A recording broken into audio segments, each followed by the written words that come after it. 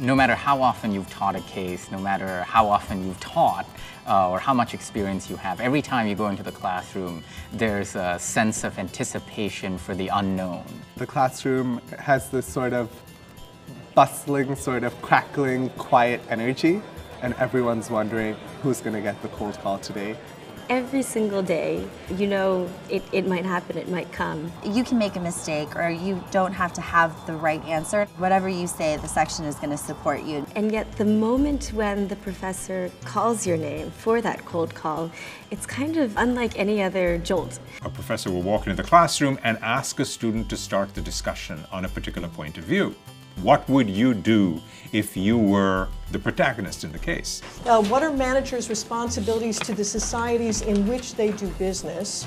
Poteek, why don't you get us started? How did you vote? I voted for humanitarian. So I thought about it in the three-lens framework of ethical, legal, and economic. The arguments in favor of him being humanitarian came out to be stronger. They can afford to see their margins go down from 47% to something like 20 or 30% and still be able to offer these drugs at slightly lower prices. What we try to do with the case method is bring as much of reality into the classroom as we can. So the cases are 15 to 20 pages long.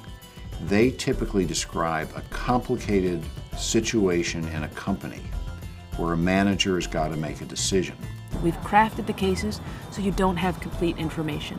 So you have to learn how to advocate and learn how to make decisions in the presence of incomplete information. And it gives students ideally enough information so that they can put themselves in the shoes of the protagonist. And they've got to think about the people they're working with, the technology, the industry, the competition, the overall economic environment.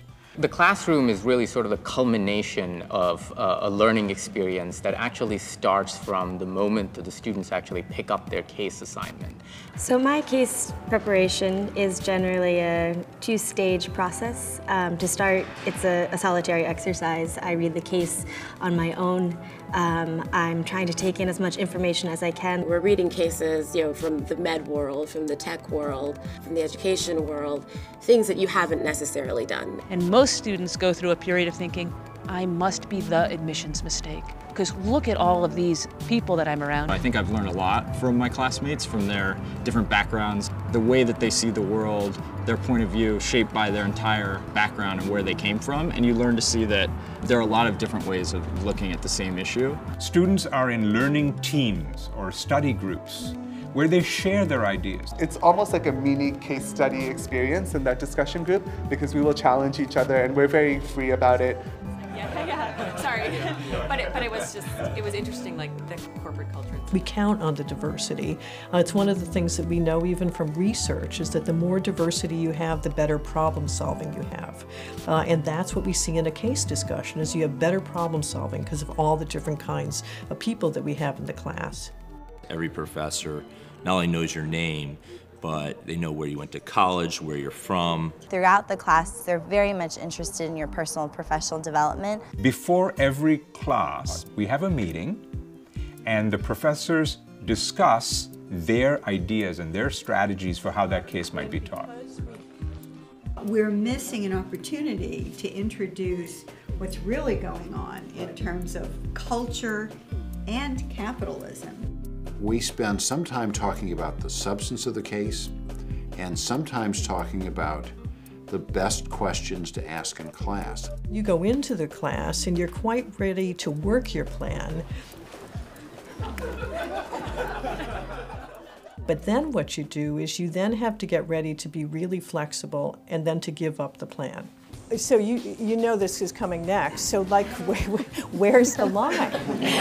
Right? I mean, there's, too much. I mean, how would you even think about that? It's all well and good to say, oh, governments, NGOs, whoever should be on top of it and alert the public when the market's failing, when you have a situation where you have a tragedy of the economy. If you can just imagine what it's like to sit in a room with 90 other people who are all there committed to talk about a given subject, a given case. Right. Megumi, is that how it works in your experience with respect to malaria drugs and things like that?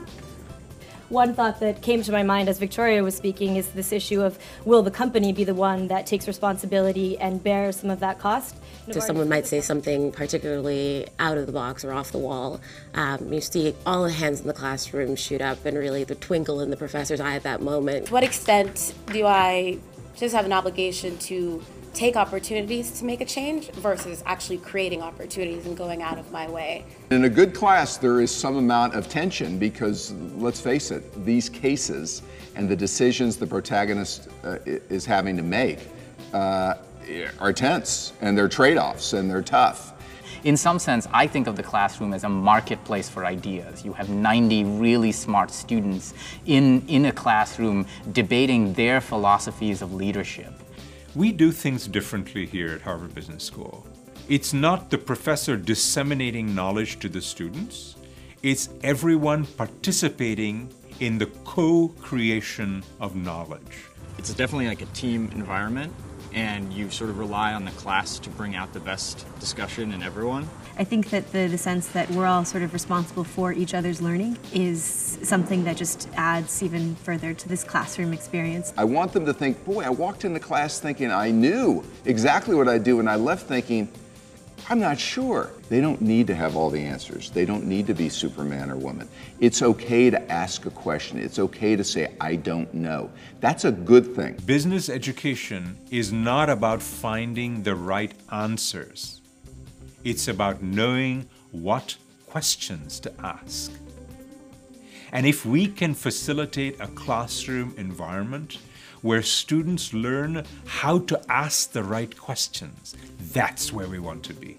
It's intense, it's compassionate, it's energetic. It's a place where students learn by advocating their positions. I think the job is really not done unless students are so enthused and so energized by what happens inside that classroom that they can't stop talking about it after the class is over. You know it's a good class when we're all sharing the same breath, when everyone is leaning forward, when there is an emotional roller coaster, there is a narrative arc, and by the end, we feel like there's a crescendo. Because that's what transformational learning is all about. It's not a transaction that happens in the classroom. It's changing the way you look at the world. Thank you very much.